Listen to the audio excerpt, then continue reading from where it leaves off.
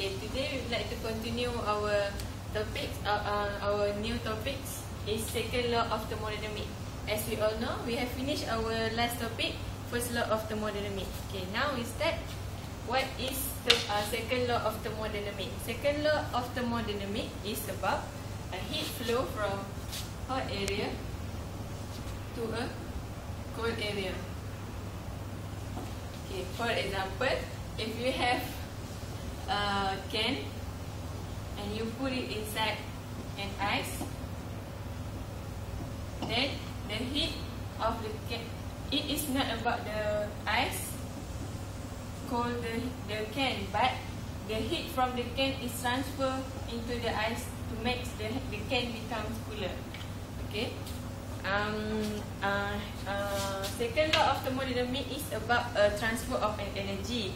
You should know that W in will greater than W out.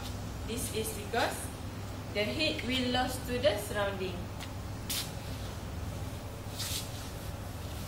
Now, I would like to tell you that we have two statements about second law of thermodynamic, which is Kelvin-Planck statement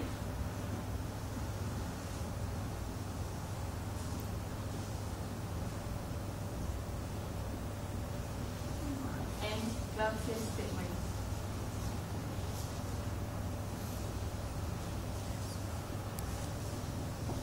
Now, I will explain you what is Kelvin-Planck statement. Kelvin-Planck statement state that heat absorption of heat from reservoir and complete conversion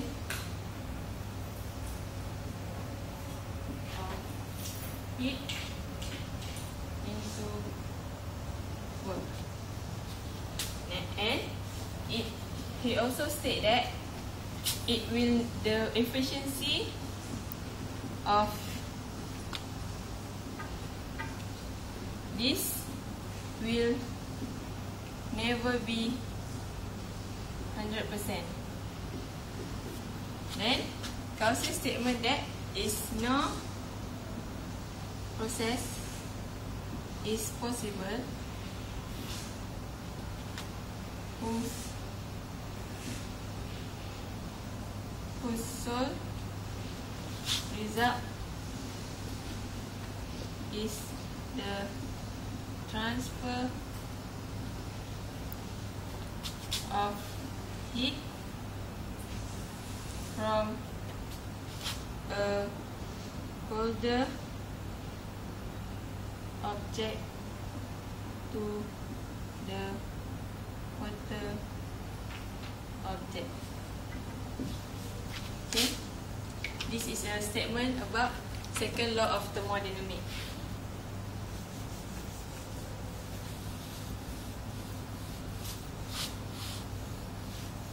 Now, I will explain to you about the thermo reservoir. Okay, in thermodynamic we have two reservoir, which is called source, and the second one is sink. Okay, what is source and what is sink? Source is the reservoir that supply heat to the system, while the sink is the reservoir that absorb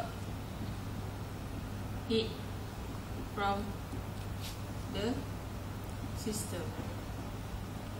For your information, the source will always be highest temperature that we denote as T1, and sink will always be the lowest temperature, and we can denote it as T2. This is all about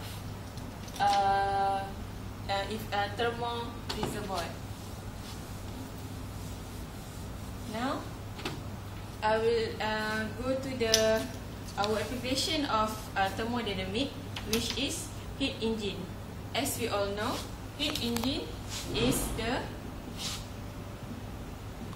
we use it in our daily life.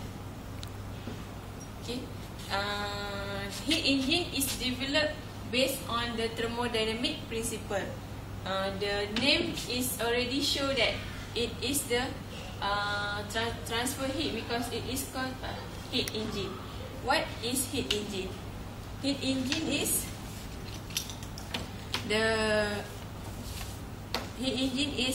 function as it convert heat into work. Okay, what work is it convert? It is in the form of mechanical work. Okay, mechanical work that function to make the heat engine function very well.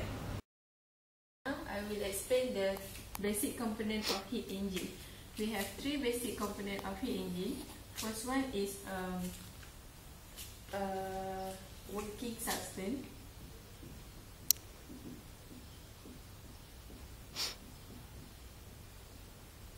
Second one,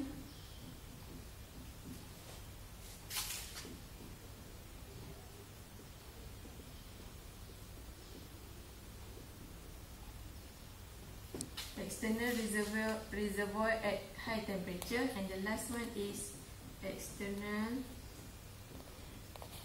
reservoir at low temperature. Okay, I'll explain you what is a working substance. Working substance is the working fluid that contained in heat engine. Okay, for example, steam engine.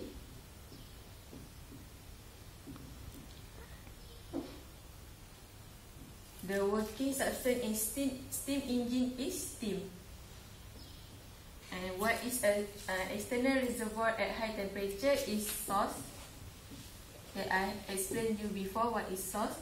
And external reservoir at low temperature is sink. Okay, to make you more clear, I will draw you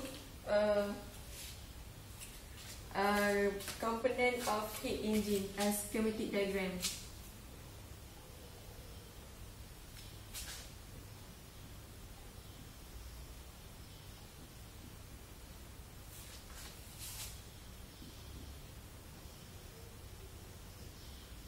This is a schematic diagram of heat engine. Okay, this is the external reservoir at higher temperature, and we denote this as T1. The heat will be transferred to the heat engine and denote this as Q1. Then when it receives the heat engine, it will produce some work.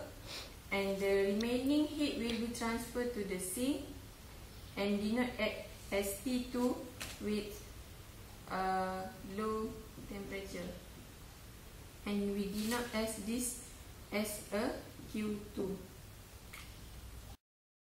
Now we continue to the next subtopic, which is efficiency of heat engine.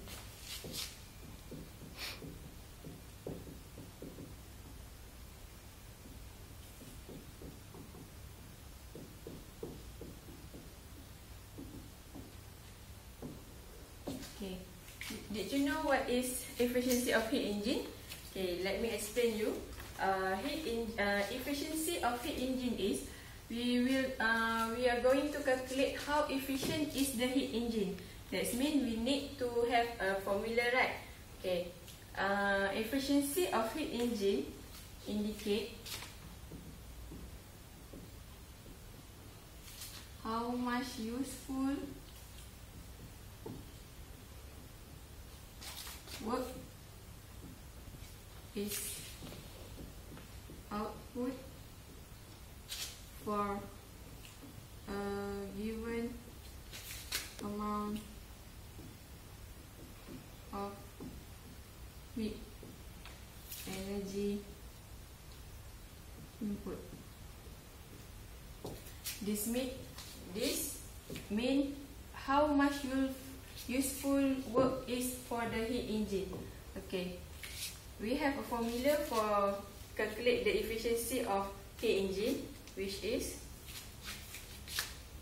efficiency equal to work over Q1. W is stand for output and Q1 is input. Okay. From the diagram that I've drawn you before,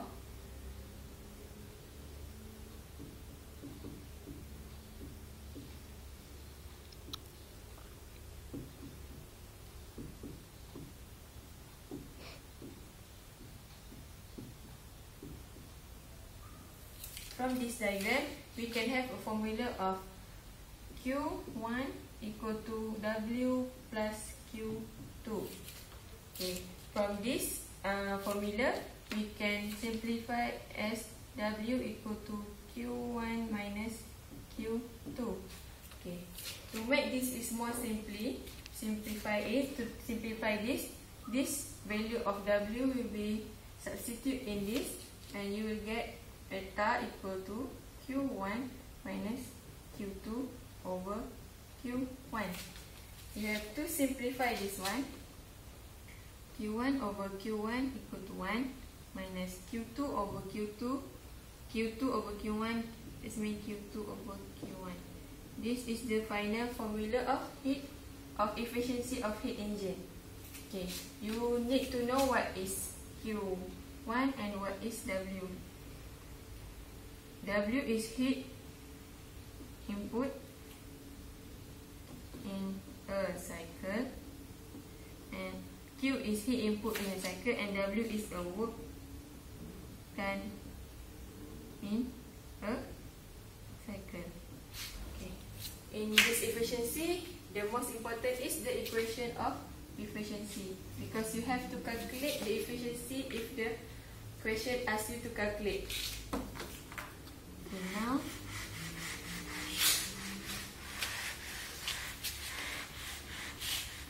I will ask you, can efficiency of heat engine become 100%?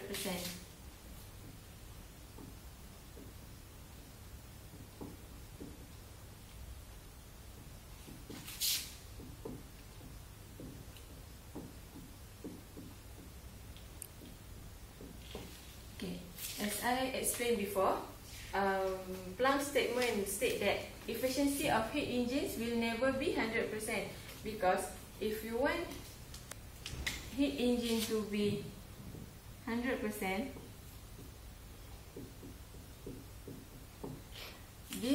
you will have this as a 0, and therefore efficiency will be 100%. But in any heat engine, you will have heat loss, so efficiency of heat engine will never be 100%. But in the first law, we have stated that there doesn't any maximum limit efficiency for heat engine, but in second law, we have limit for efficiency. Okay, that's all for efficiency of heat engine.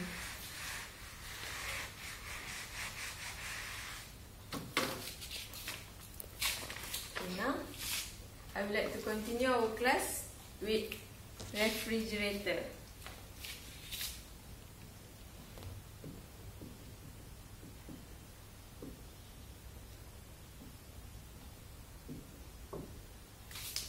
What is refrigerator? Refrigerator is a reverse of heat engine. That means if heat engine from hot area to cold, but in refrigerator we have from cold area to hot area. Okay. To make you clear about this how refrigerator works, you have to know. I'll draw you the schematic diagram. Okay, you have hot area here, refrigerator here, and is cold area. Okay, as we all know, refrigerator is reverse of heat engine. So from cold area, the energy will transfer to refrigerator, and then the remaining will transfer to the hot area. Okay, but refrigerator, the system doesn't do work, but the surrounding do works on the system. This means that work will be into the refrigerator. From this, okay, to make you more easier, I put here Q2, Q1, because in heat engine we have this as Q1 and this as Q2. To make you not confused, so I will denote they are the same. So from this schematic diagram, you will have the Q2 equal to W. Sorry. We will have Q1 equal to Q2 plus W. Okay. Okay. In heat engine, we have to calculate the efficiency, but in refrigerator, we have to calculate the coefficient of performance. Okay.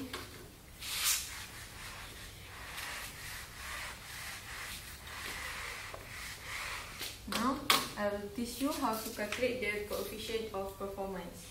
Before that, you should know what is coefficient of performance. Okay, I put it here R, that means coefficient of performance of refrigerator.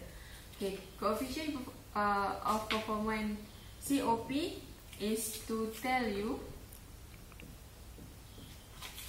how good the refrigerator work. If you have higher COP, that means the refrigerator is good, in good condition. Okay.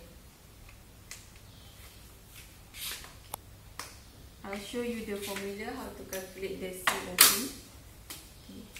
Okay. COP refrigerator is Q2 over W. So from the schematic diagram before, we have this formula.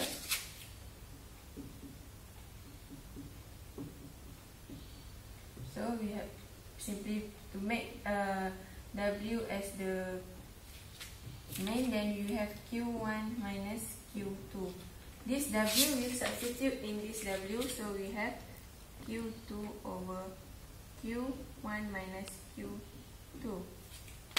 So from here we have Q2 over Q1 minus 1. This is the formula of the coefficient of performance of refrigerator. Okay, for your information, COP R can be greater than 1, but it cannot be infinite because there must be a limit in calculation in the value. Okay, if you for your information, the W cannot be 0, because if W is 0, that means the refrigerator is not functioning. Okay, if W is cannot be 0, so Q1 minus Q2 also cannot be 0. Therefore, COP of refrigerator cannot be 0. This is, you have to know this because this is very important. Okay, we have finished about refrigerator.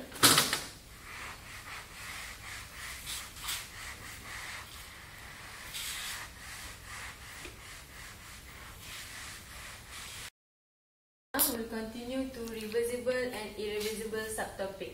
What is reversible? Okay, reversible is a process that can be turned back to its initial state. That means this means both system and surrounding return to their original state. Okay, okay. To make sure that the system is reversible, we have two points that we should know before we conclude that the system is reversible. Okay, the first one is the system only be reversible if the system is quasi-static. And second one is no dissipative effects. Okay, what is quasi-static and what is dissipative effects? Quasi-static is the process that takes place very slowly.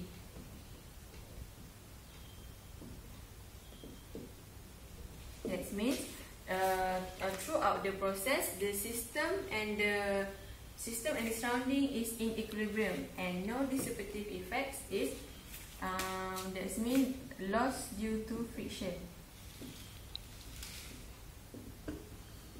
So for example, friction force or any dissipative force that can lose the energy from the system. So if the system have these 2 points, that means these 2 conditions, that means the system can only be reversible. Okay,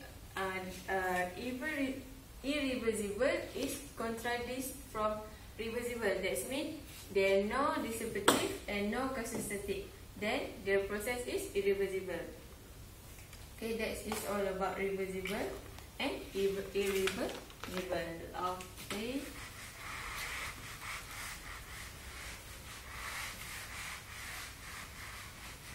Now we'll continue to Carnot engine.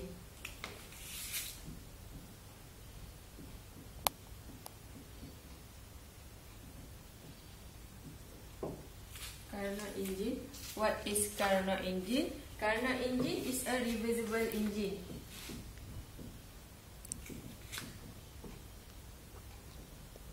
This means this Carnot engine have both condition which is non-dissipative and non-dissipative effects and quasi-static. I've explained before what is quasi-static and what is this non-dissipative effects. Okay. In Carnot engine, why we use Carnot engine is to have the maximum efficiency, because this Carnot engine is an ideal engine that operating between 2 temperatures. But even though Carnot engine will have the highest efficiency, but it cannot be 100% because there will be a limit in the value of efficiency. Okay. Now I will explain to you the cycle of Carnot engine.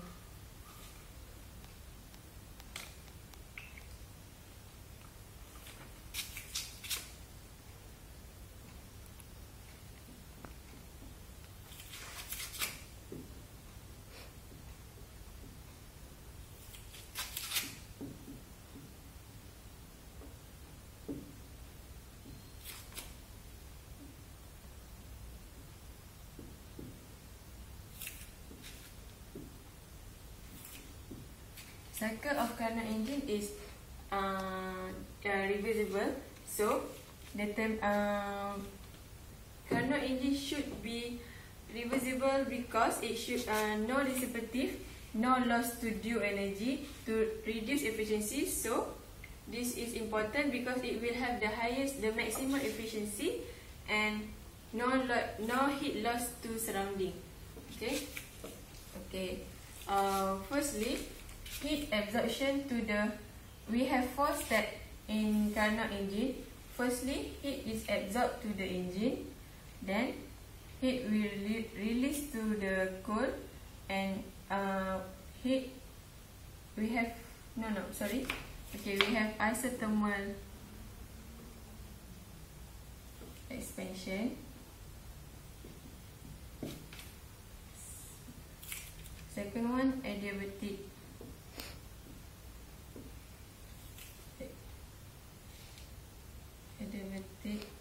expansion. The third one,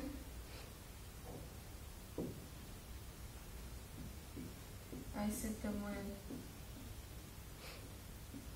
contraction, and last one is adiabatic contraction. Okay, as we all know, isothermal is constant in temperature. Adiabatic is no heat loss to surrounding. Why? Isothermal expansion is the heat engine is released at heat from Q2 is released to the engine at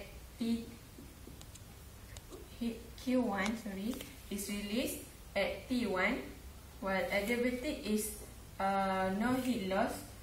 That's mean no heat loss, so Q1 is in adiabatic expansion, the change of temperature 1 to T2 at Q1. So no heat loss, it's still Q1, but the temperature is changed from T1 to T2, and then it's come back to isothermal contraction, which is constant temperature T2 but at Q2. And the last one, adiabatic, is Q2 is returned back to Q1 at temperature T2. This is how Carnot cycle. This is how Carnot engines cycle.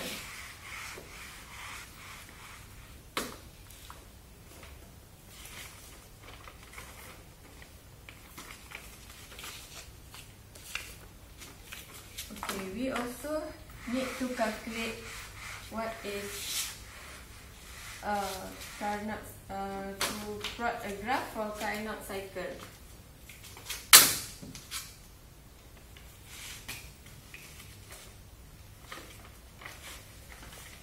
Plot a graph for Carnot cycle, isothermal expansion, adiabatic expansion, isothermal compression, and last one, adiabatic compression. Okay, these four cycle in Carnot cycle, we have their own formula. Is W equal to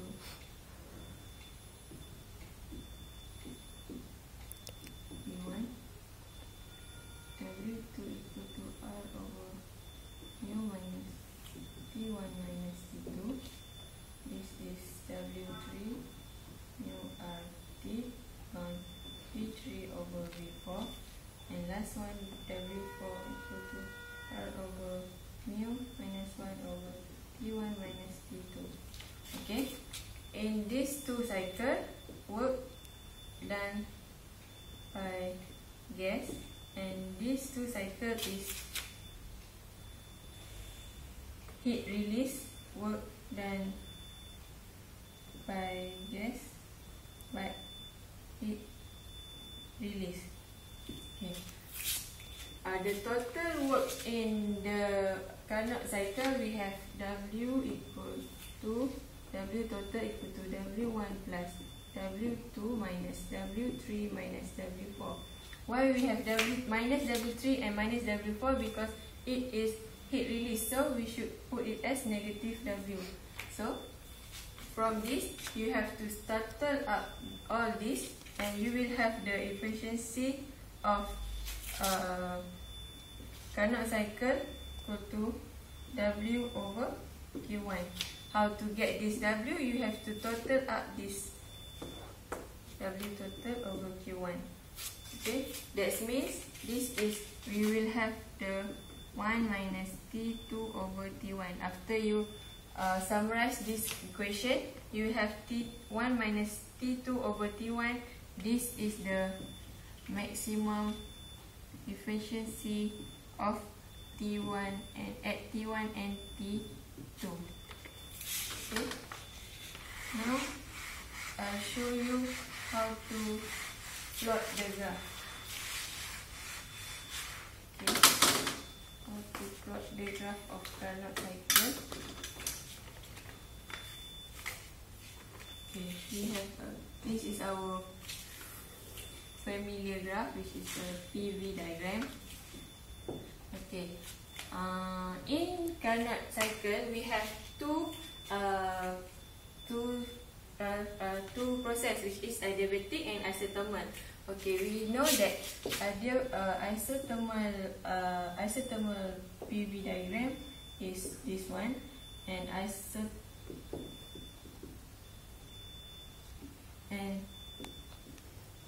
adiabatic PV diagram is like this. They are the same, but PV diagram for adiabatic is more steeper than isothermal. Okay, first we have P1, V1, T1. Then it goes through isothermal process, and we have at P2, V2, T1. Because isothermal, so the temperature is still the same. Then we have adiabatic process, so the graph will be like this at P3, V3 and T2. The temperature is different because in adiabatic only no heat loss, so the value of Q is the same. But then we have back our isothermal process, which is now we have P4, T4 and T2. As is it isothermal, so the temperature is still the same, and return back to the first one as is it a reversible engine. So the efficiency of, you need to know that efficiency is less than reversible is as a reversible heat engine. If the efficiency is equal to reversible, so this will be reversible heat engine. And the last one is the efficiency is greater than efficiency of reversible, so this should impossible heat engine. Okay, I think that's all that you should know about second law of thermodynamic. Thank you, and I hope that you get more information. You get what I've teach you before. Thank you.